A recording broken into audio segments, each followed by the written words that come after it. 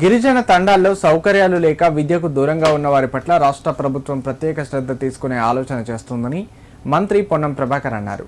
ఇంకా వెనుకబడిన తండాలు సౌకర్యాలు లేక చదువుకు దూరంగా ఉంటున్న గిరిజనులు ఉంటే గిరిజన మేధావులు ఉద్యోగులు రాష్ట్ర ప్రభుత్వం దృష్టికి తీసుకురావాలని కోరారు.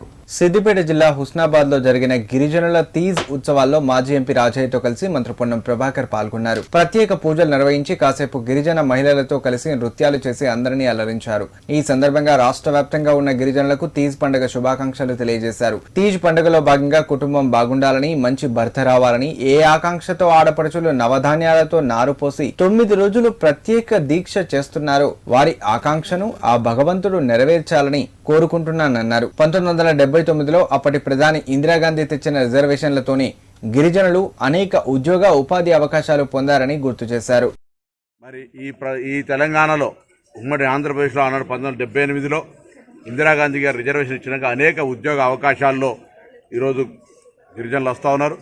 వారందరూ కూడా మళ్ళీ ఇంకా ఎవరైతే ప్రభుత్వ కార్యక్రమాల్లో భాగస్వాములు కాలేకపోతా ఉన్నారో, ఎక్కడైతే తండాల్లో ఇంకా సౌకర్యాలు అవసరం ఉన్నాయో, ఈ తెలంగాణ ప్రభుత్వం రేవంత్ రెడ్డి గారి నాయకత్వంలో ఉన్న మా ప్రభుత్వం ప్రజాపాలన ప్రభుత్వం వాళ్ళ పట్ల ప్రత్యేక శ్రద్ధ తీసుకునేటువంటి ఆలోచన చేస్తూ ఉంది. కాబట్టి ఈ సందర్భంగా వారందరికీ ఎవరైతే కొంత మేధావులుగా చదువుకున్న వాళ్ళుగా ఉద్యోగస్తులుగా గిరిజనుల నుంచి ఎదిగిన వాళ్ళు ఎక్కడైతే ఇంకా విద్యకు దూరం ఉండి తండాల్లోనే మరి ఎటువంటి సౌకర్యాలు లేకుండా ఉన్న వాళ్ళ పట్ల శ్రద్ధ చూపెట్టి ప్రభుత్వం దృష్టికి తీసుకొచ్చి వాటిని పరిష్కరించే విధంగా చర్యలు తీసుకోవాలని సందర్భంగా కోరుతూ సిద్దిపేట జిల్లా హుస్నాబాద్ ప్రభుత్వ బాలుర ఉన్నత పాఠశాలలో ధ్యాన్ చంద్ జయంతి సందర్భంగా క్రీడా దినోత్సవం నిర్వహించారు.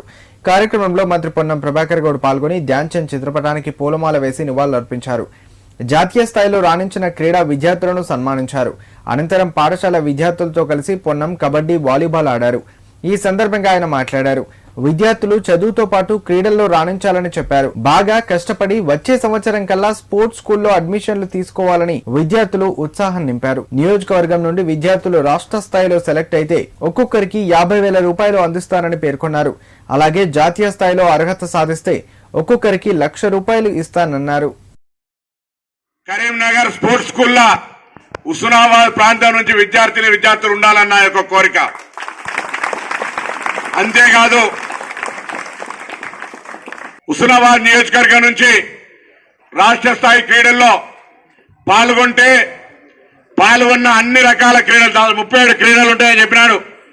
ఏ స్పోర్ట్స్ అయినా స్టేట్ లెవెల్లో హుస్నాబాద్ నుంచి పార్టిసిపేట్ అయితే వాళ్ళకు 50,000 రూపాయల వ్యక్తిగత బహుమతిని, ఎంతమంది 10 మంది ఉంటే 10 మందికి 50,000 రూపాయల బహుమతిని ఇస్తాం.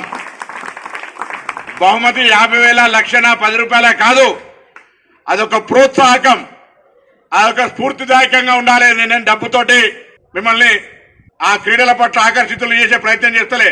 మిమ్మల్ని కన్న తల్లిదండ్రులు కావచ్చు, మీరు పుట్టిన ఊరు కావచ్చు, ఈ ప్రాంతం కావచ్చు, గర్వించాలంటే మీరు ఏదో ఒక రంగంలో నైపుణ్యాన్ని పాటించాలి.